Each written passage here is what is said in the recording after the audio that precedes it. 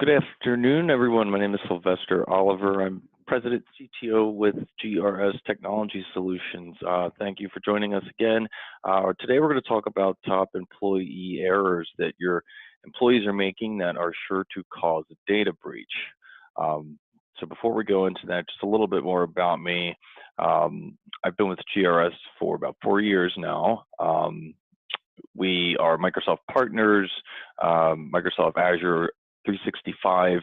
I've been in the industry myself for about 10 years, avid technology, security, and all things geek enthusiast for over 20 years, a little more than my entire life. So with that being said, let's get right into the topics at hand. So the number one threat to your business, errors by employees.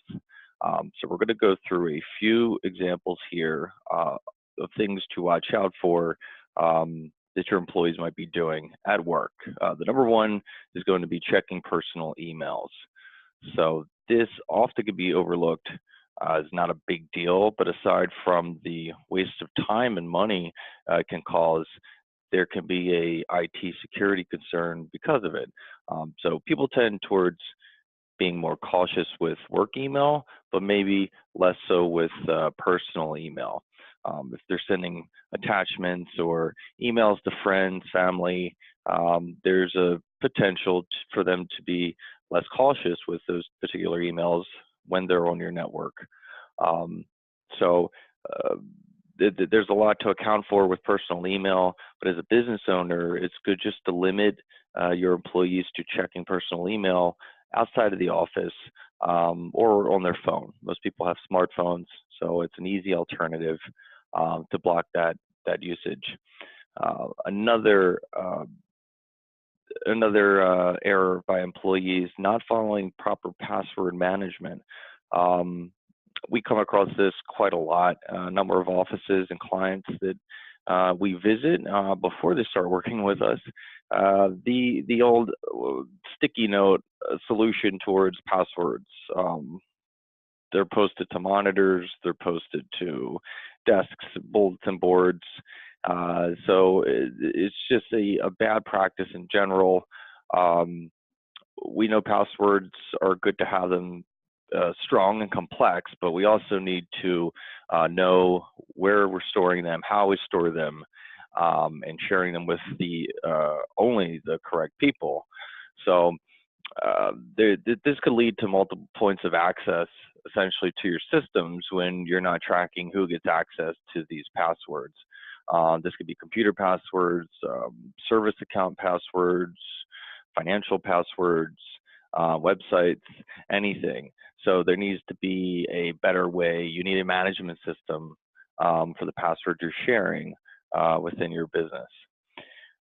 Number three, leaving sensitive data around the office. So like passwords, this is another problem that can crop up where you may have financial documents out, a checkbook, anything that is key sensitive data, let's say payroll, for instance. This needs to be accounted for. It's just like passwords.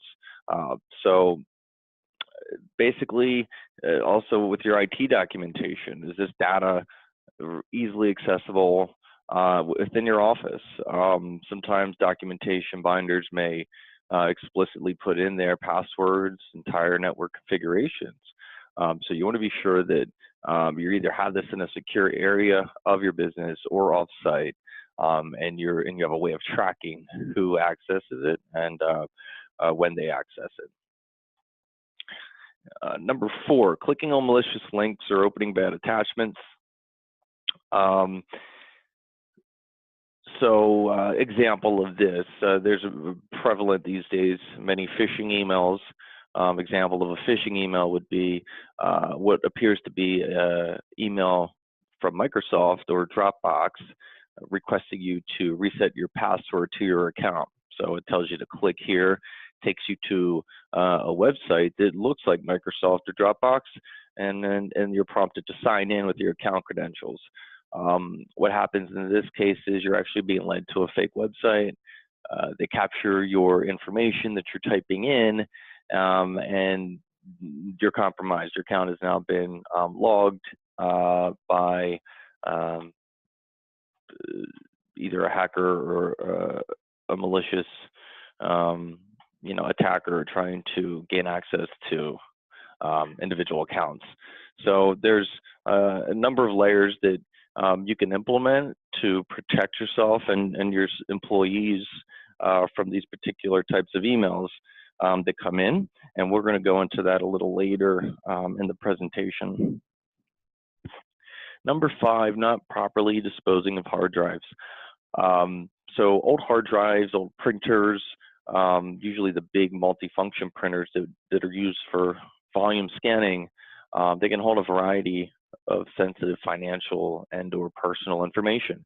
So scanners, they can hold images that have been processed, and so it'll be important to check with your vendor or your IT provider to verify that your printer isn't in fact holding information on the drive, and if it is, that you know that, so you can properly destroy and or shred the hard drive. So even with old computers in your office, the proper method for disposal would be to recycle those electronics and to also have the hard drives of those computers securely destroyed and or shredded.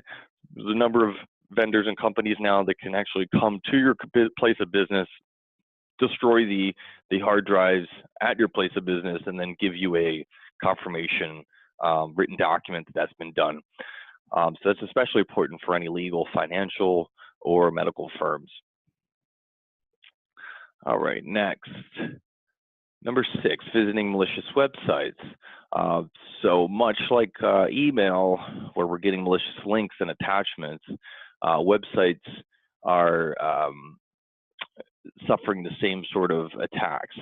So there could be traffic on your website that isn't necessarily end users or visitors. There could be traffic stemming from on a source of someone that is attempting to either take advantage of a security vulnerability that your website is built on. They could also be spoofing your website, for instance. So it's important to work with your web vendor, your website creator, making sure that you're getting the latest updates on your website. Also, with the websites inside of your network at your office that your employees may visit, you need to take steps too to ensure that the websites that they're going to won't affect your network and or your company. So we'll touch on later on different layers for preventing this within the office. So if your employees happen to land on one of these sites, you're going to have protections in place to prevent anything from happening. Number 7, losing company devices. So many businesses now are more adaptable to remote work and teleworking styles of operation. So if you issue company laptop or phones for home or travel use, this would be a quick way that your company data could be susceptible to unsuspecting hands if proper precaution and planning isn't performed up front. So what do you need to do? Can you ask yourself a few questions? Or could you track where each device is at the current moment? Do you know who has what device? What's the protocol if a device is reported lost or stolen? What about the data that resides on the laptop? Is someone able to sign in and or pull hard drive information from that laptop because maybe it hasn't been encrypted? So it's important to partner with a knowledgeable IT vendor that's asking these types of questions, prepping you for a disaster in case it were to happen, and knowing that you have under control your company data, whether it's remote, in office, or elsewhere. So another error that we could come across is deciding to manage your own IT. So in the beginning, it could be very easy these days to kind of get started with a business and manage your own email, a couple employees' email. But as you begin to grow, you will hit a point that you have to have a professional take control of your IT and your systems. So not only computers, nowadays we're dealing with cloud services, service accounts, different types of cloud applications. So in the end, it's managing account creation, security, permissions. You're going to want to have a vendor to partner with to set you up in the beginning. So as you begin to grow your business and scale, you already have the groundwork in place to build your business, accounting for the concerns for security that you'll encounter as you become larger. So what are 6 things you must do to prevent employees from causing breaches? Number 1, upgrade end-of-life operating systems. This is probably the most underlooked kind of aspect of IT in terms of using a modern operating system. Windows has many flavors at the moment. Many of us remember Windows XP days, Windows Vista, Windows 7, Windows 8, Windows 8.1, and now we're up to Windows 10.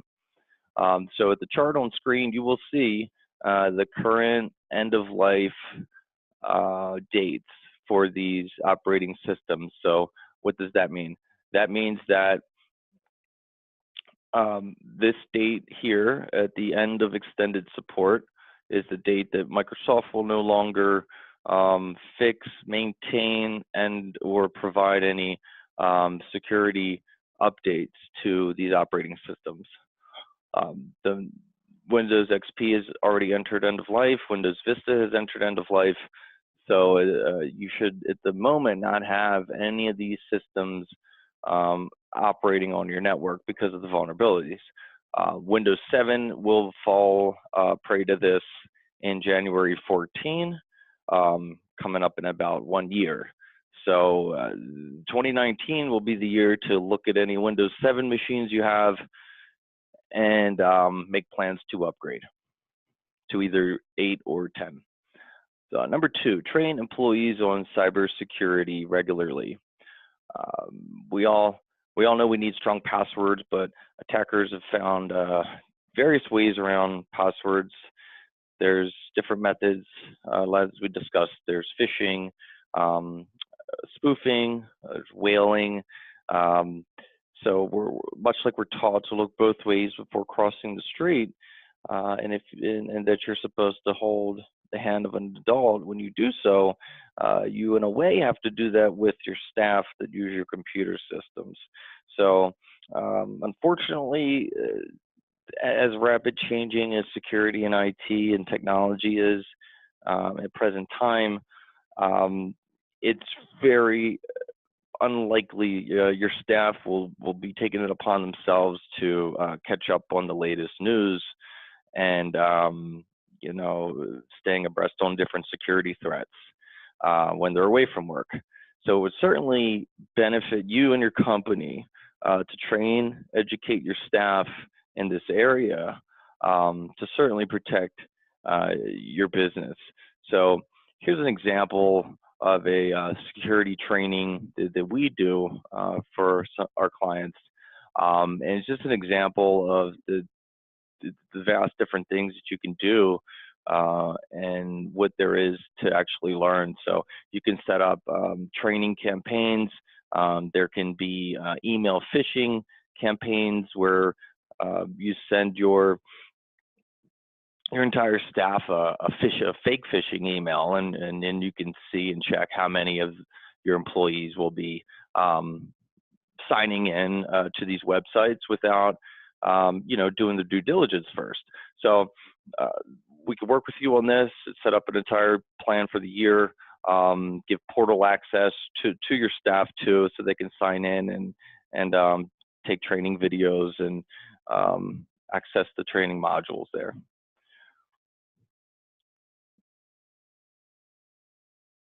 Number three, so patch software. Patch is another word for update. So again, it's important to keep the Windows operating system up to date, but along with Windows, there are third-party applications we use every day, like Java, Flash, and web browsers like Chrome that need to be updated regularly.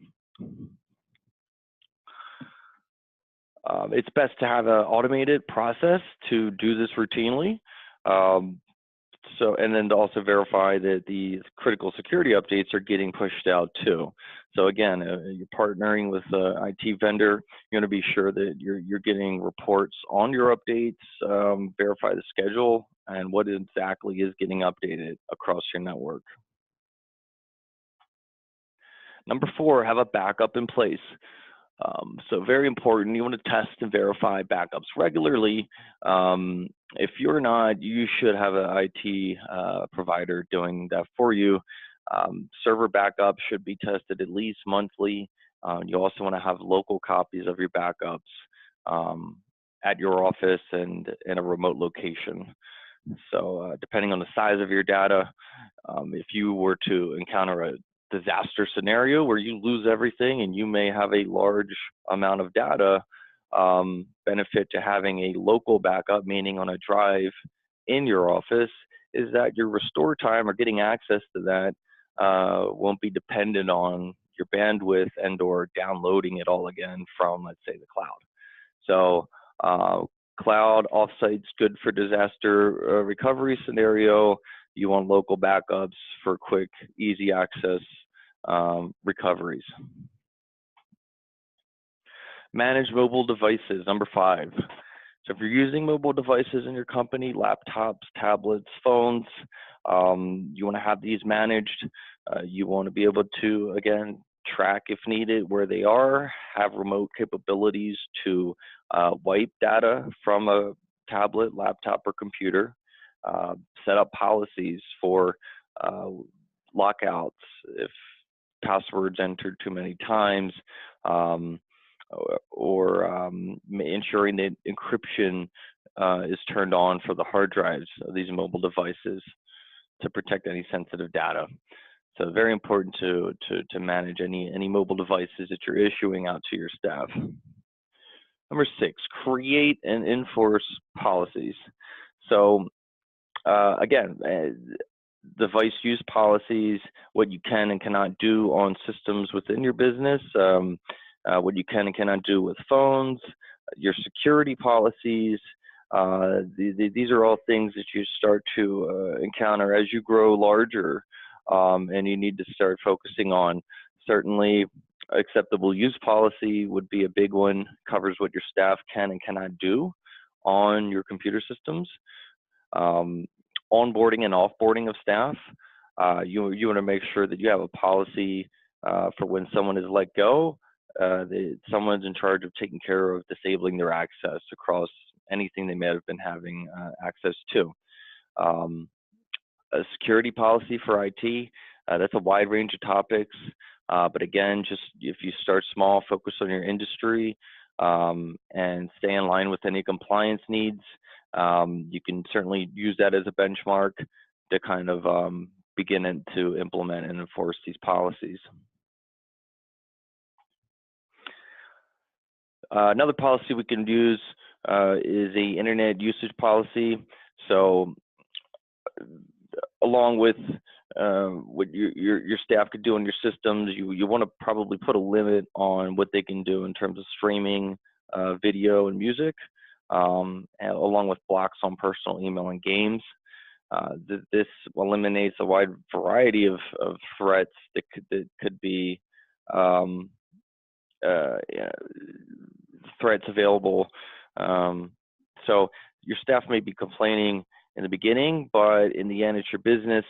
And if you don't have these certain policies in place, you're not only going to affect your day-to-day work, it'll be your other staff too. Because if you have someone doing large amounts of streaming, downloading on your network, it's going to take away the bandwidth from other users. Number two, Use of company equipment policy. Again, it covers what your staff cannot do with their computer systems. So importantly, to have them sign off on this policy in the beginning once they come on board, so there's no confusion about the roles that you're setting on your systems.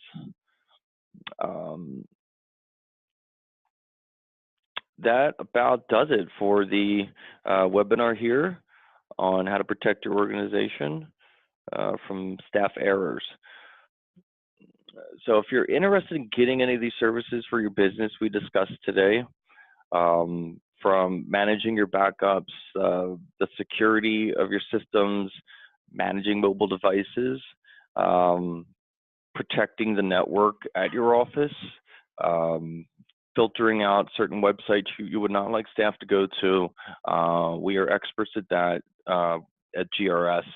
Reach out to us at events@grstechnologysolutions.com, and we will be in touch with you in regards to what we can do. Again, thank you for joining us today. My name is Sylvester, and I'll see you next time. Bye-bye.